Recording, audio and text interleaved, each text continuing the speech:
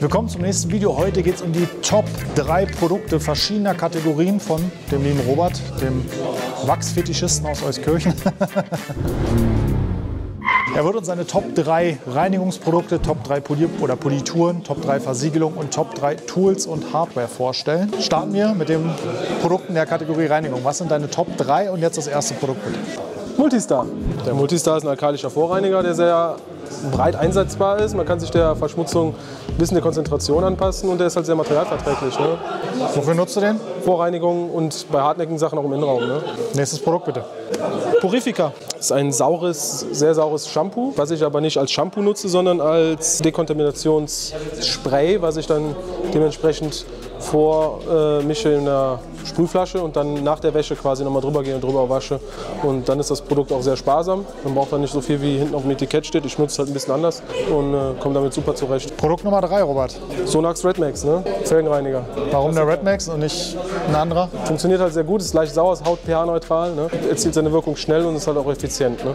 Machen wir weiter nach der Reinigung mit dem Polieren. Was ist deine Lieblingspolitur Nummer 1? Das sieht jetzt wieder sehr Sonax-lastig aus. Das ist dann halt so, wenn es deine Lieblingsprodukte sind, dann ist also am Ende so. Ja, Cut, Ultimate Cut, Klassiker, funktioniert wirklich gut, kann man sehr gut steuern. Also eine grobe Schleifpolitur. Genau. Nummer 2? Nummer 2 ist Cut and Finish. Für mich die schnellste und effektivste One-Step-Politur und Medium-Cut-Politur, die es in meinen Augen geht, auch sehr Center. Ja, also setzt du tatsächlich auch One-Step ein als Ein-Schritt-Politur genau. sozusagen bei Also ich habe viele Polituren, die ich gerne habe, aber ich habe mich jetzt auf 3 beschränkt. Das sind halt meine 3. Ja. Und die Nummer 3? Und Nummer 3 ist der Klassiker Perfect Finish. Funktioniert fast immer.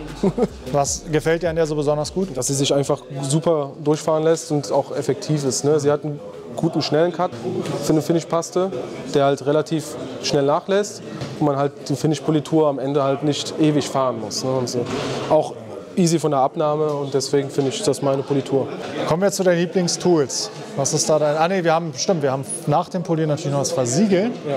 Fangen wir mit der Versiegelung an. Was ist deine Lieblingsversiegelung Nummer 1? Nummer 1 ist Neowax Nano 2. Das ist ein Synthetikwachs, was sich so rauskristallisiert hat, was Standzeit und Auftrag so in Kombination halt wirklich sehr gut funktioniert. Und ich bin da wirklich zufrieden mit und wenn man den Deckel aufmacht, sieht man auch, dass es nicht nur einmal benutzt wird hier. Und ja, ist halt für so ein kleineres Paket wirklich für beide Seiten, für Kunden und für uns halt auch immer eine gute Alternative zu einer Keramik. Ja. Okay, und wenn kein Nummer 2 raufkommt, was nimmst du noch gerne? Dann nehme ich Polymer Shield. Da habe ich dich ja auch so wieder ein bisschen das hast du tatsächlich, ja, auch zurückgebracht. Auch eins meiner Lieblingsprodukte mittlerweile. Ist halt einfach aufzutragen und macht nochmal ein anderes Finish wie ein Wachs, aber hat auch seine Daseinsberechtigung, funktioniert eigentlich auch. Sehr schöne Performance. Ja, und auch von der Standzeit her. Wir arbeiten uns ja so ein bisschen jetzt in den synthetischen Bereich. Das ist jetzt Nummer 3, man kann es schon fast erahnen, aber was kommt jetzt?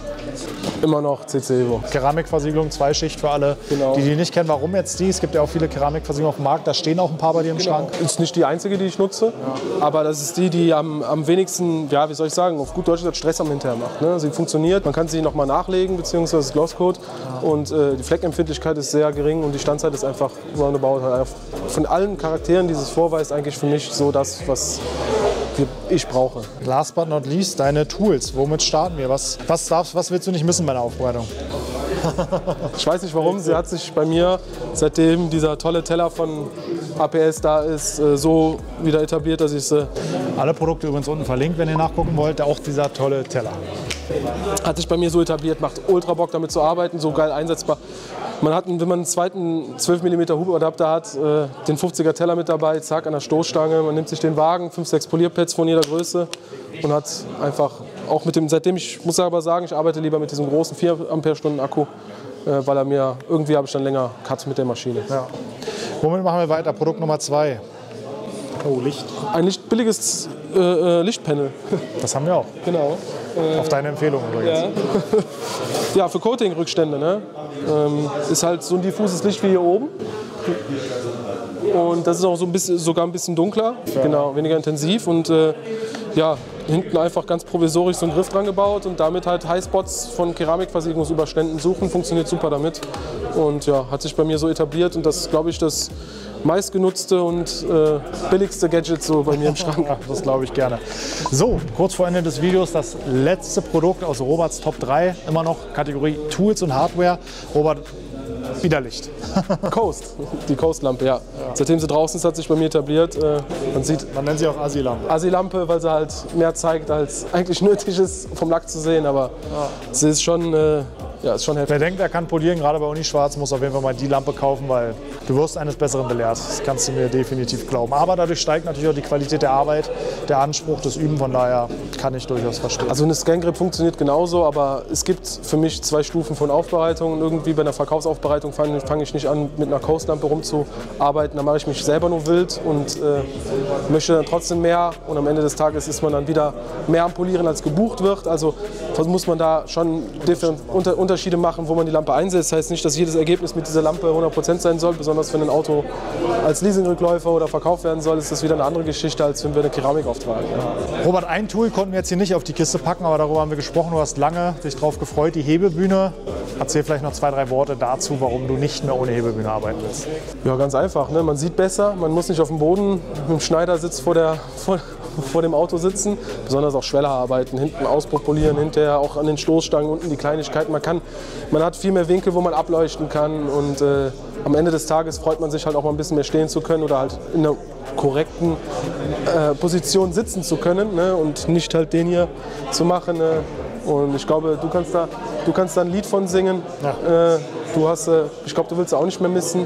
Das ist richtig. Für alle, die noch nicht genau wissen, welche Hebebühne Robert hat, guckt euch noch mal das letzte Video an mit der Room Tour hier bei Robert. Da haben wir die Bühne gezeigt und auch erklärt, warum sich Robert für die Bühne entschieden hat. Und ansonsten, wer die ganzen Lieblingstools und auch noch viel mehr von Robert mal ausprobieren möchte, ist herzlich eingeladen zu einem unserer Gruppenworkshops. Den nächsten Termin aktuell findest du hier unten in der Videobeschreibung. Buch dir deinen Termin, sei dabei, lern uns kennen, lern von uns, arbeite mit uns und teste diese ganzen Tools, Tipps und Tricks von Robert und mir aus. Von daher vielen Dank, Robert, dass wir wieder hier sein dürfen. Viel Spaß mit deinen Tools. Du darfst jetzt wieder wegräumen, da helfe ich dir nicht dabei, denn ich mache jetzt hier weiter. Wir sehen uns beim nächsten Mal. Abonniert den Kanal, drückt die Glocke, um kein Video zu verpassen. Bis dann, haut rein.